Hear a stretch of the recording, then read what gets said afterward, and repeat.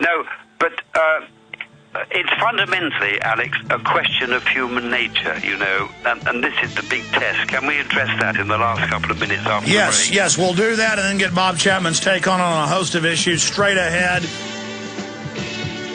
Our guest, we'll have a few more minutes left, and then Bob Chapman coming up, ladies and gentlemen. AlanHart.net is his website. Our websites are Infowars.com and PrisonPlanet.tv. All right, finishing up with Alan Hart, dealing with 9/11 and who stood to gain, who was involved.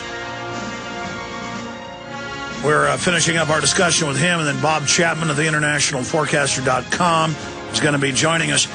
You were talking about the former British Prime Minister who you were having dinner with many years ago, and this was back in the 70s then, because that's when he was Prime Minister. Yeah. And he said, "I'm afraid of a police state." And then we saw that modern police state grow in England, and now that exact system that's been beta tested there is going in worldwide. We learned Google is really an NSA front. They're spying on everything. They've got predictive programming systems that they call basically crystal balls, where they can, basically predict the future of what masses of people are going to do. We have the elite playing God with a high-tech Orwellian panopticon. Your closing comments on that? Alex, I think the single most important question, and it's very germane to everything we've been talking about, is what is the real quality of human nature? Now, we all know there are two views. The pessimistic view says we human individuals are on balance inherently, unchangeably short-sighted, selfish and stupid. Now that's the view of politicians because they need it to be that view. It's the view of the mainstream media. It's the view of corporates, bankers especially. But there is another view. The other view is that put into words by my favorite philosopher, who happens to be an American, John Dewey. Are you familiar with his work, Alex? Sure. Tell folks his quote. Well, John Dewey wrote sometime in the 1920s, 30s. Now, incidentally, I had this view myself before I knew it was his. He said, we must unlearn what we have been taught about the unchangeability of human nature. In other words, Alex, what he was saying is, we have been conditioned to be short-sighted, selfish and stupid. It follows that we could be reconditioned by education to be something else. That's my point, and I believe that's the key to everything. And we are educating and informing here today. Well, it's also, who do you build up as an idol? Inventors, trailblazers, scientists, people who make self-sacrifice, or movie stars, Lindsay Lohan, what's the new drug she's on? So they've taken the weaker elements of humanity and focused on it in a feedback loop by design in their own documents to debase society. The Romans 2,000 years ago were doing this, and as they got more decadent, the more games, the more bread and circus, the more dehumanization. So, I mean, you read Edward Bernays, you read Joseph Goebbels, this is stuff 50, 60, 70 years ago, and you could see it all in play today. But that development of where I'll be reading a British psychological war manual from the 60s, declassified in the 90s, and I would have already thought everything in there about human nature and how they manipulate us. I've already seen the programming, reverse engineered it, and then to read them laying out how they do it, and all the different layers, like an art form of different types of propaganda and brainwashing, all integrated in together. It is devastating the average person who was never brought up to even be on the lookout for this. But the good news is, it was 5% that established our republic. It was less than 5% that got the Magna Carta in England.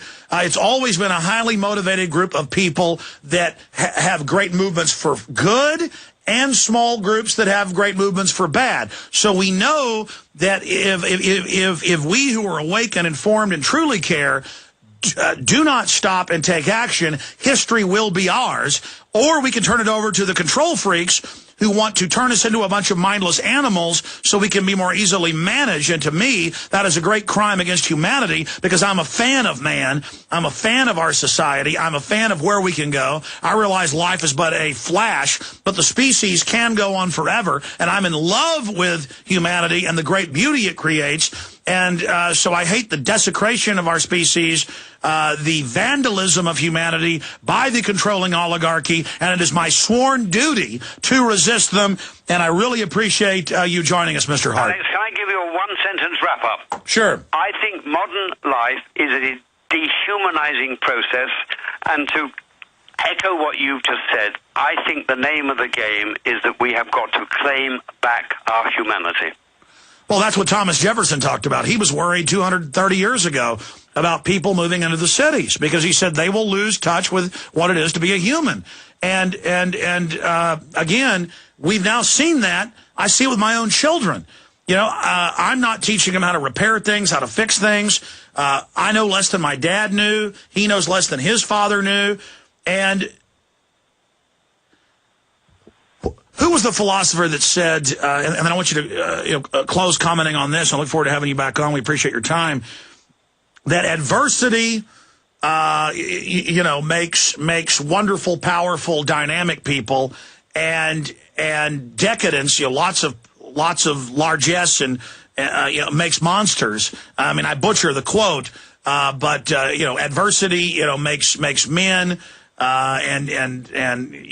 Decadence makes monsters, but I think we're in this process, but it's the first time in history we have a scientific elite that other dictators and people have instinctively understood manipulation. These guys have graphed it all out and compartmentalized it all, and they brag about it, and it's so cold-blooded. Well, I can tell you, Alex, in another sentence about adversity. 8 years ago, I had a stroke. It left me speechless and it paralyzed all my limbs. But I was told by my consultants to apply my mind and make my neurons in my brain form new connections. You can triumph. You can come out of adversity even stronger. Well, God bless you. Thanks for coming on today, and it's good to have you, as you said, being part of this growing society of truth. God bless you. Look forward to doing some more, Alex. Take care. Take care. Appreciate him spending time with us.